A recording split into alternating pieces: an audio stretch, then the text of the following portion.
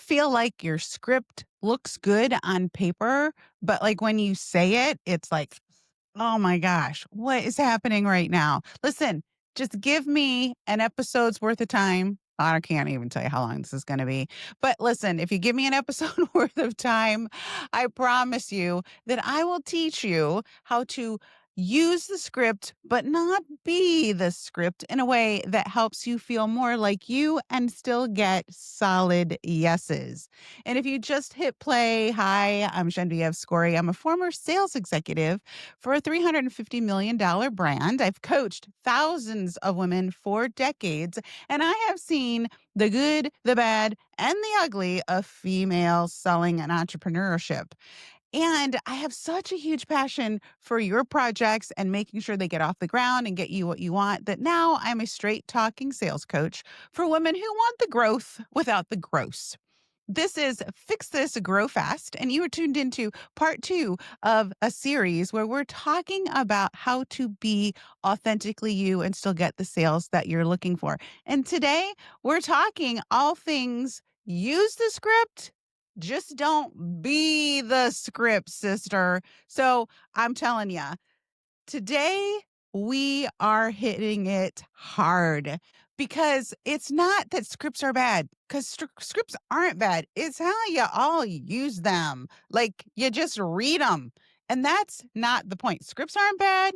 Reading them word for word bad. We're going to break down how to use them, what you want to keep, what you want to change. And by the end of this series, well, by the end of this particular podcast, you're going to leave with one good DM, one call opener, and one close that you can start using today. So today's tip of the day when it comes to scripts is structure stays, phrasing plays, meaning keep the structure, play with the phrasing so that it sounds like you. So grab that morning drink or whatever you happen to be drinking, whatever time of day it is, and let's break this down. Most scripts fail. Most scripts fail before you even say a word because honestly, they're just written by well meaning people who do not understand a single thing about copywriting, about scripts, even about sales. And what ends up happening is you use a script and they don't tell you, like, is this the right place to use it? Is this the right moment? Is this the right reason? I mean, what is the point of this script? And if you don't understand those basics, you can end up writing a script that sounds really crazy. And there have been many that I've seen. So let's start here. What is a script designed to do? A script is a conversation designed to help people feel informed and respected. Gotta check those two boxes, mamas. It's got like informed and respected. And in order for that to happen, you've got to get a few things right. The first thing is when. You've got to understand, when am I using this script? And I want you to think about, like, okay, moment of clarity. If I ask you, when do you use that script? You should be able to say, I use it here to create clarity around what? So is it an outreach DM? Is it a discovery call script that you need? Is it an offer, an invitation script, or is it a follow up script? All of those things would be about the when. Here's when you use the script. Now, there's also where. Where do you use the script?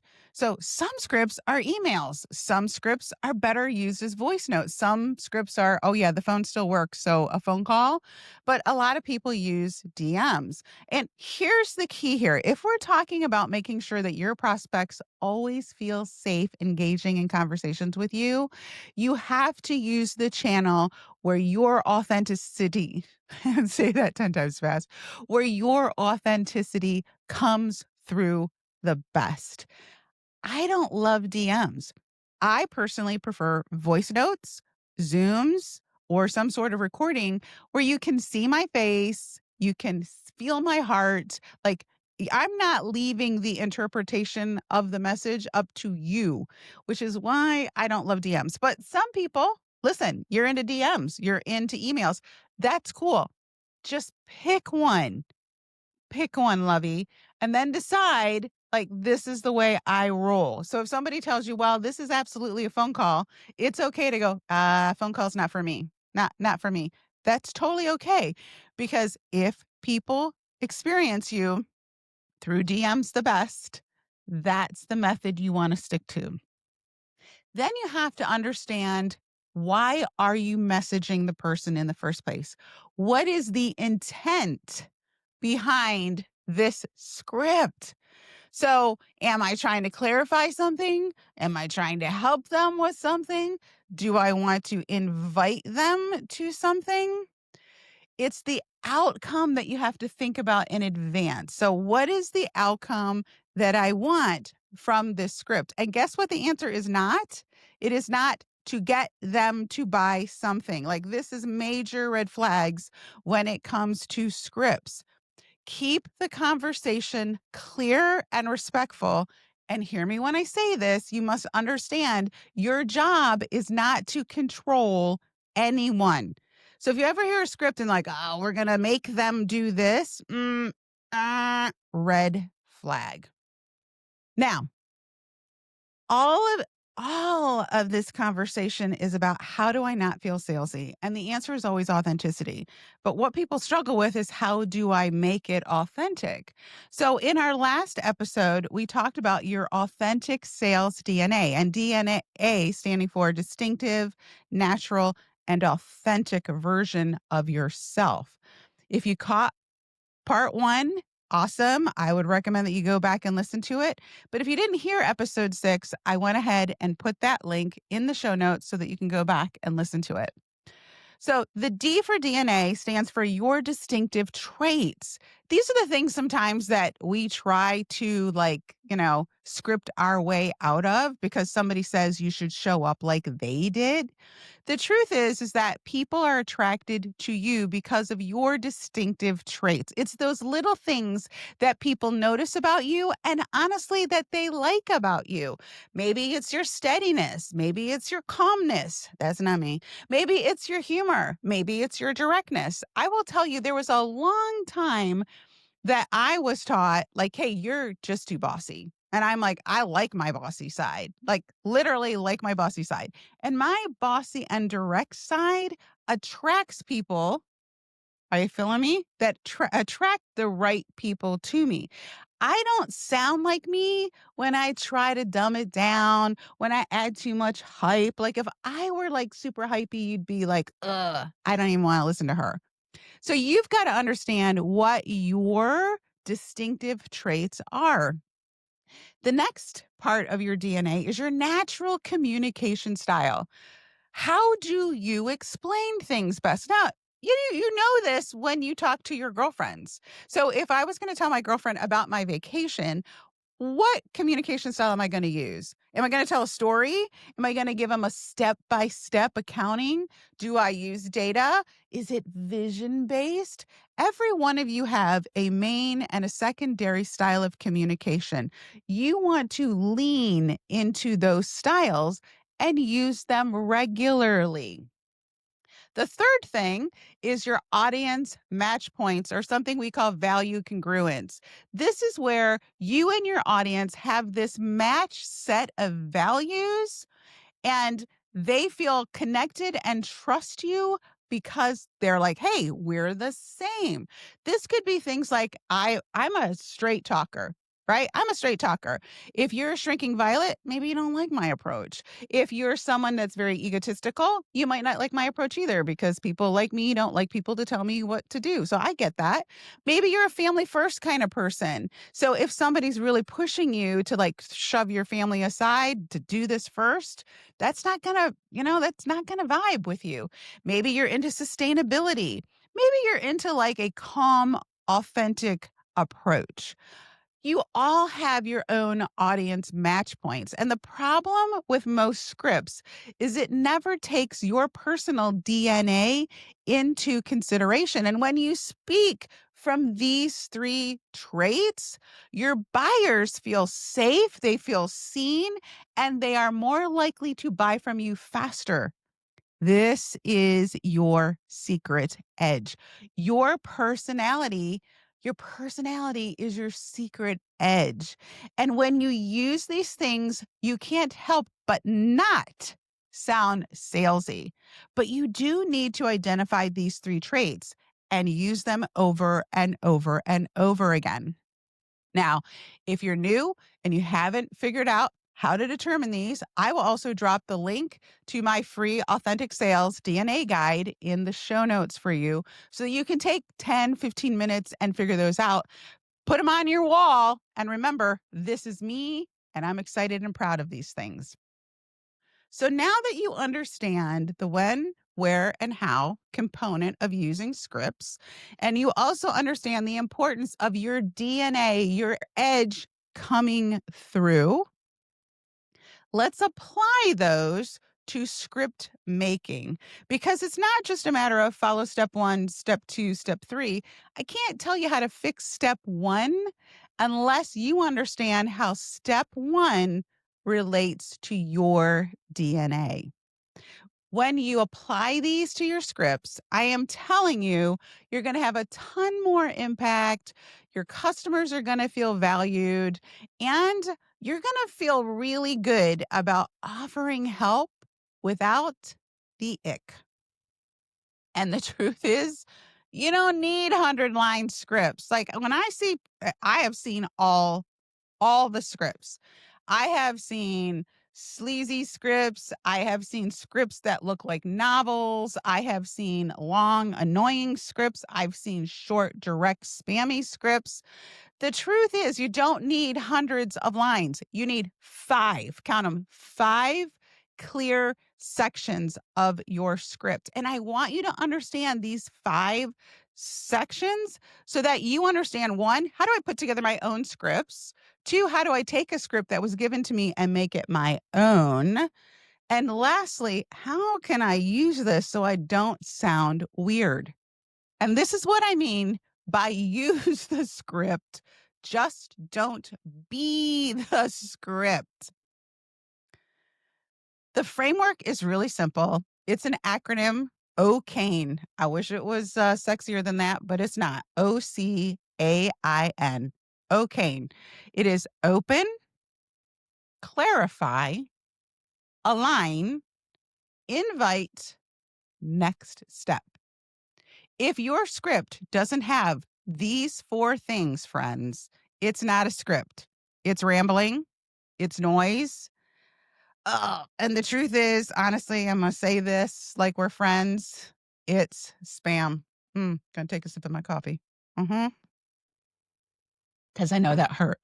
If it doesn't have those 5 things, it's spam. It's spam. That's how you know. Is this spammy? Is this sleazy? Go through that checklist. Does it have those 5 things? Let's break them down. Open.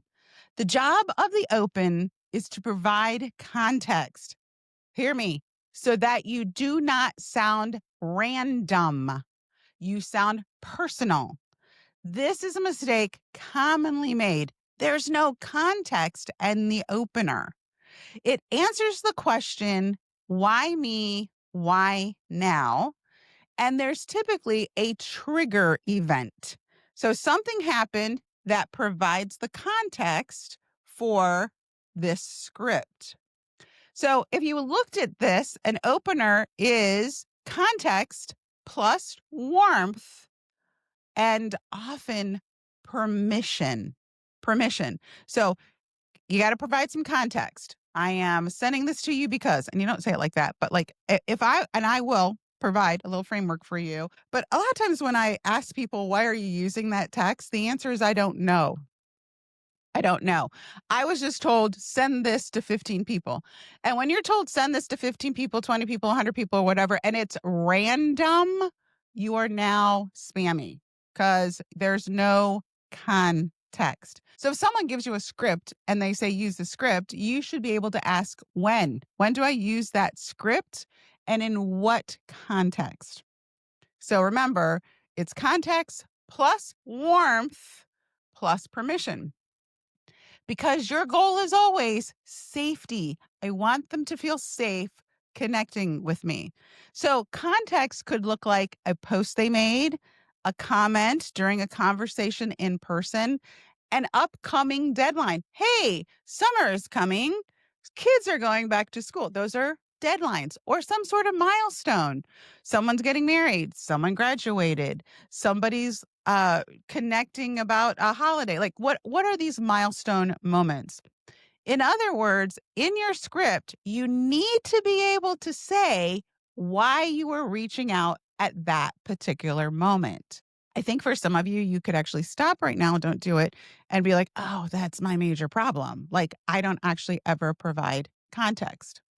Step number 2 of OCAIN is clarity. It's 2 simple questions to understand their goal or what's in the way. So a lot of times when I see people write scripts, it assumes that you know everything and there is no room for interaction. It's just, I am texting you to buy this thing or to sign up for this thing. And there you go. And I'm willing to go through 1,000 people that are going to be irritated and block me before I actually get to someone that is super excited to be working with me. Okay, it's a coffee kind of day. All right, next is align. Reflect. Reflect on what you heard and connect to how you can help. The next 2 steps are about closing. They are part of closing, something that so many people don't do. So many scripts actually don't even have a next action, which always surprised me. Or the action is too big. It's like buy the thing. And I'm like, we're not even there yet. We're not even there yet. So an invitation is designed to ask if they want a specific kind of help, and then also provide the next step, which is usually a clear micro action, a clear micro commitment, and then what happens after. Here's something that's really fun to understand. There are actually closing styles. And when you use the right closing style, you avoid being way too soft or way too pushy. And when you pick a style that feels natural to you, or you learn how to pivot your style based on the type of questions that they're asking or the objections, everything just flows so nicely. So remember this, a close is simply how you invite a decision. It's how you naturally help and how you make them feel safe. Like naturally. No trickery is natural. So, style number 1 is the calm guide. This is someone that talks in steps and timelines. Personality or trait. Style number 2 is the hype friend. It's like energy and kickstarting and like, let's go. The hype friend. Closing style number 3 is the data detective. It's the person that provides the proof, the comparison, the ROI, the numbers, all the things data detective. And then style number 4 is the vision coach. It's the person that talks about identity and outcome. So let's look at one conversation with these 4 endings so that you can pick the one that sounds most like you. So in this particular scenario, let's say they want more clients, but their schedule is chaotic. The calm guide would respond with steps and timelines. So they might say something like, if we start next Monday, by next Friday, your entire calendar will be reorganized and your replies will be templated. Like, that's going to save you a lot of time. Want me to send you the simple sign up? So I'm speaking to you in timelines and steps. If we do this by then, this is going to happen then. Let me just send this over to you. Like, do you want me to send you the sign up? So your hype friend response is going to look more like, okay, here's what we're going to do. We're going to get you a win this week, a 2-hour block, and DM scripts that get you answers. Do you want the link? Super simple, right? I'm talking to you with energy and kickstarting you into action. Super hypey, energetic. Let's get going. The data detective, remember, they're offering proof, comparison, and ROI. They might be, well, option B reduces time and increases your replies by 30% and protects your Tuesdays. Do you want the outline? See, now I'm offering you an outline. Doop, data outline. Your vision coach is going to answer something like, you're stepping into CEO time. This is the move that protects it. Want to map out your first 30 days? All of those are just variations of the same response, but with different focuses on different things. And as I went through those, there's some of those that felt better for you, and those are probably the ones that are closer to your style.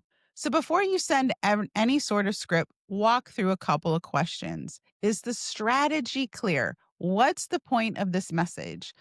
What just happened that makes this message timely? That's your context trigger. Like, why now? And then the benefit.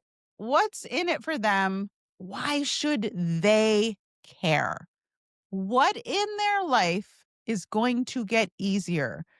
This is so critical, y'all. So many of you are creating scripts without benefits to them, without knowing what in their life is actually going to get easier.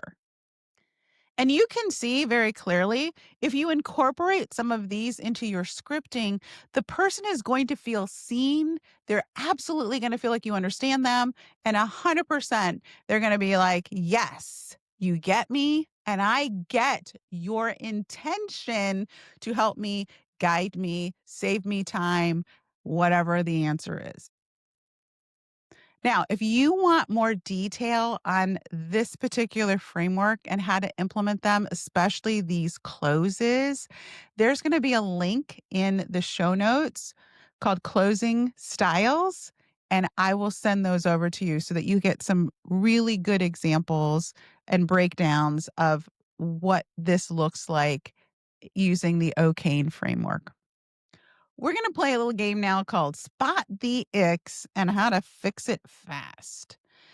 If it feels off, it's usually one section. And if you fix that one section, the whole thing shifts. Guess which section it is? It's the open. It's typically the open. Usually if the open is fake, if there's zero context, people are like, ew, no, block. The fix for zero context is to find some context. It's super simple. I saw your story about specific trigger event, whatever that happens to be. Can I share one idea that helped me cut that time or help me fix that? Can I share one idea that helped me solve that problem in a week, a month, 30 days, what have you? But it's context. It could also be something like, based on our call yesterday, when you said blank, right? Or based on our conversation last month. A lot of times scripts need to thread from conversation to conversation, but they always start with the context. So when you are looking at clarifying, the ick happens here when you sound a bit like interrogative or like poking. So a fix for that might be something like, what would it feel like in 30 days? Or what usually gets in the way? So instead of interrogating, which I have been guilty of myself, think about like something simple. What usually gets in the way? What would it feel like to solve this in the next 30 days? Under alignment, the ick here shows up when there's overpromising or superiority. A fix here is super simple. You want X and Y blocks it. Here's the piece of my offer that solves Y. So it might look like you want to sell without feeling salesy. And Your sales scripts are blocking that. Here's the piece of my offer that solves for spammy scripts. So, under invite, which remember is part of the close, people struggle the most with this because they see such outrageous examples for this that typically don't work, that they're like, I just don't want to do that. So they don't do anything. And really, the part that is making you uncomfortable is either pressure or hype during the close. You know what that looks like. I don't have to explain that. But a fix for that is as simple as, want me to map out what this would look like for your week. So if somebody's like, I don't really know what I should do next, or I'm really not sure where to go from here, or I'm still thinking about it, like those are all common responses that ignite in most people pressure or hype. It would be so simple to just say, I get that. Do you want me to map out what this would look for you next week? You want me to map out what this would look for you in your first month? Do you want me to map out what most people do next? And then next steps. Oh my gosh, I'm chuckling because this is such a simple thing. But man, do people, they put the onus on the prospect to do all the works as part of the next step. Like, y'all, the project broadcast, the websites, the communities where your prospect is left to do the treasure hunting themselves is like the ick. Like, okay, here's your next step. Watch these 5 things. No, your next step is there's no path. I don't tell you what to do next. No, those all ick, ick, ick, ick. Putting somebody in a community and letting them figure out what they're supposed to do there, also no path. So it's really simple, y'all. Just something like reply yes or let me know, and I'll send you a 3-step outline. Boop, bada bing, bada boom. Super simple. So, how do you fix scripts? Okay, so I'm going to tell you a 5-step formula to change any spammy script. I mean, inauthentic script. You're going to grab one line that you hate, and in 5 steps, we're going to make it usable. Step number 1 is obviously find the line and identify the job of that line. You should be able to identify, is this sentence designed to open, clarify, align, invite, or next step? What job is this sentence? If it has no job, delete it. It's excess. Are you picking up what I'm laying down here? Step number 2 is friend test it. Okay, so maybe you fixed it. Maybe it, like, sometimes you're going to delete it, sometimes you're going to fix it. And either way, you're going to do what I call the friend test rewrite. You're going to read it like you were texting it to your best friend. Replace any words that you don't use, any words that are weird, any words that don't sound like you. And you're going to apply the one breath rule. If you can't say it in one breath, it's too long. Step number 3 is your word pacing and what we call your medium match. So your word pacing is just the speed at which you happen to talk, and your medium match is a fancy word for what type of channel do you want to choose for this message. So choose the channel that you're strongest in. Is this a DM? Is it an email? Is it a voice message? Is it a phone call? Adjust your speed and length to match how you naturally talk. A lot of people send really long scripts, and maybe that works for them. I I'm willing to bet that it probably doesn't, but maybe it does. But if you look at something you think this is way too long, trust your instinct and adjust accordingly. Step number 4 is add a values and autonomy signal. Add a values, we believe the same thing, and autonomy, meaning you get to side signal in your script. So add one line that shows your values and also respects their choice. So it might be something like, my job isn't to pressure you, it's to guide you. Do you want a quick outline before you decide? What am I saying? I'm actually saying that I value giving guidance versus pushing people.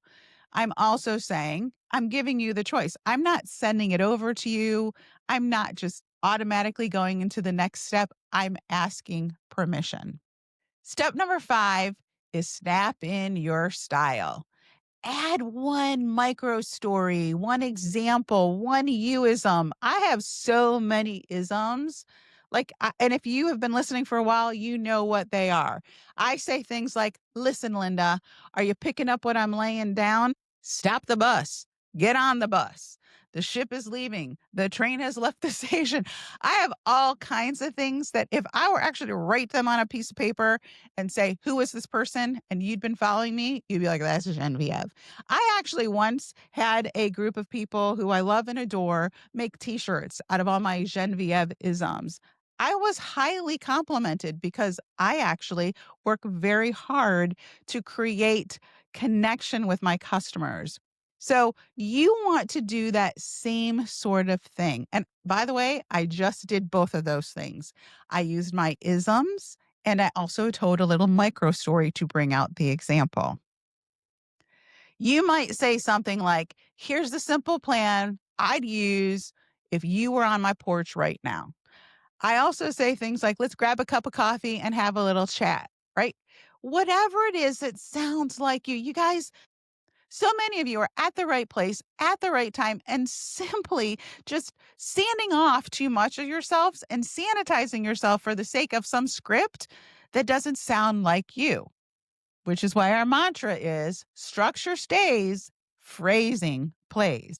And then make the style moves that make the most sense. In other words, choose your best clothes style. It's the one that sounds like you, and just use it over and over and over again. Once you get used to doing this, it makes so much sense and closing gets easier and easier. If you're a calm guide, you might say, here's a plan. Want me to walk you through each step one at a time? If you're the hype friend, let's get going. Let's get this first week energized. If you're more logical and precise, lean into your data detective. Based on your time and your budget, option B is the lowest and it's the best fit risk wise. Want the outline? If you're leaning into your vision coach, just simply say, you said you're becoming fill in the blank. Want to map that out for the first 30 days and see what support looks like? The best way to pick this if you're unsure is to ask yourself, what do people thank you the most for? Do they thank you the most for your calmness? Do they thank you the most for your energy, your clarity, your vision? What is it? Start there. Okay, well, we have run out of time, which means that I'm going to have to break this down into another complete podcast. So I guess I didn't deliver everything that I promised, but if you tune in next week, we will wrap this all up in greater detail. In the meantime, I have put all the links in the show notes. Make sure you have your sales DNA guide. I will put the examples of how to use the framework using each step and with each of the different closes. And I put the link in there for episode number 6. I hope you're excited. I hope that it's opening the door a little bit. I understand it's going to take a minute for you to learn how to sell like you, but we're going to keep at it until we get it right. Make sure that you subscribe and please rate and leave a comment wherever you happen to be listening to this podcast. And for sure, if you want to stay connected, make sure you sign up for The Shift, which is my weekly newsletter where I put all of these notes in automatically for you. Looking forward to helping you be a version of yourself more authentically and create more impact because I know what you got going on, the world absolutely needs. So go, have a great week, and make it a little less weird.